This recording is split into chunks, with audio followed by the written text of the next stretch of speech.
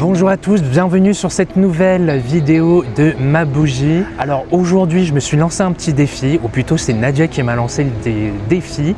Pourquoi on ne ferait pas des vidéos de 5 minutes environ dans lesquelles on prendrait le temps d'expliquer donc la matière RCR, relations clients et animation de réseau du BTS NDRC.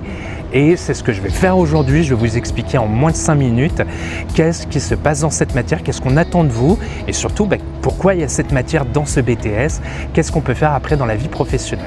Alors pourquoi dans le BTS NDRC on vous demande d'acquérir des compétences liées avec l'animation de réseau et plus particulièrement le réseau de distributeurs? C'est que tout simplement le BTS NDRC vous prépare à être un futur commercial et dans le réseau de distributeurs on va voir comment un commercial interagit dans la grande distribution. Vous et moi, quand on fait nos courses, on ne se pose pas la question de savoir comment le produit est arrivé là et pourtant on devrait peut-être se poser. Pourquoi? Puisqu'on a besoin de comprendre comment ça fonctionne et ça c'est le but des commerciaux et c'est ça qu'on apprend dans cette matière. Alors pour pouvoir comprendre comment ça fonctionne, je vais poser le cadre puisque vous allez voir, une fois qu'on a compris comment fonctionne la matière, c'est beaucoup plus simple de suivre les cours et de comprendre ce qui vous est demandé. Donc pour pouvoir illustrer mes propos, je vais choisir la marque Franuit. Je ne sais pas si vous la connaissez, Franuit, c'est une marque qui vend des petites framboises enrobées de chocolat. Donc vous trouvez ça au rayon surgelé. Concrètement, ce sont donc des petites bouchées donc de framboises avec du chocolat et ça se vend environ 5 € la boîte. C'est un produit qui est en provenance d'Argentine. Et la question qu'on pourrait se poser, c'est comment un produit argentin a pu arriver dans nos rayons ici en France, que ce soit dans le Monoprix ou dans le Carrefour. Donc, imaginez, vous êtes commercial pour la marque Franuit et vous cherchez à vous implanter sur le Monoprix des Champs-Élysées, par exemple. Comment ça se passe? C'est ça qu'on va vous apprendre dans la matière. On va vous apprendre qu'un commercial, d'ailleurs, il porte un autre nom, on appelle ça un chef de secteur dans la grande distribution. Et c'est cette personne qui va être en charge d'aller voir les directeurs de magasins, là en l'occurrence le Monoprix des Champs-Élysées, et lui dire voilà, moi j'ai un nouveau produit, j'aimerais le proposer dans votre magasin, je voudrais qu'il soit référencé, c'est le terme qu'on va utiliser, pour que vous puissiez accroître votre chiffre d'affaires et moi pour que je puisse aussi également faire mon chiffre. C'est ça qu'on attend dans cette matière.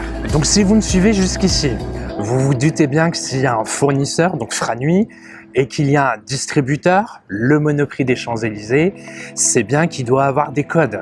C'est pas juste la rencontre qui va se dire « Ok, c'est bon, ton produit me plaît, ça peut potentiellement m'intéresser puisqu'il y a des touristes. » Il va avoir des rendez-vous, c'est de la relation client, c'est pour ça qu'on appelle ça relation client et animation de réseau. Mais il va falloir négocier, c'est quel emplacement je veux.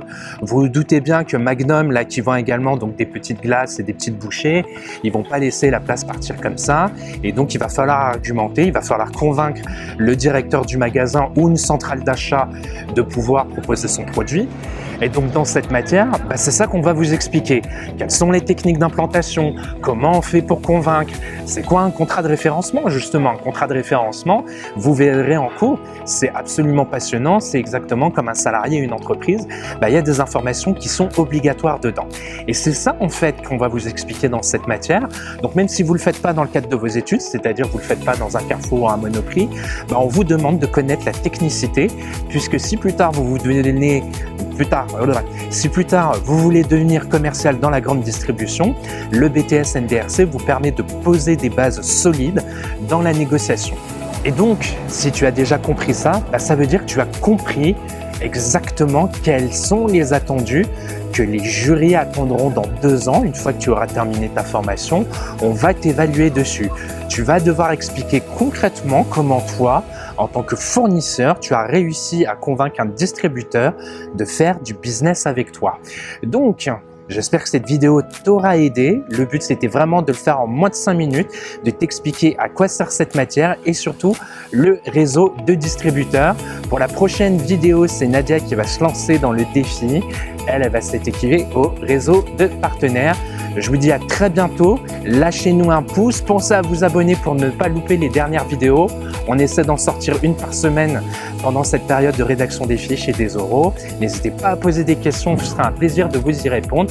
Et je vous dis à très bientôt pour de nouvelles vidéos.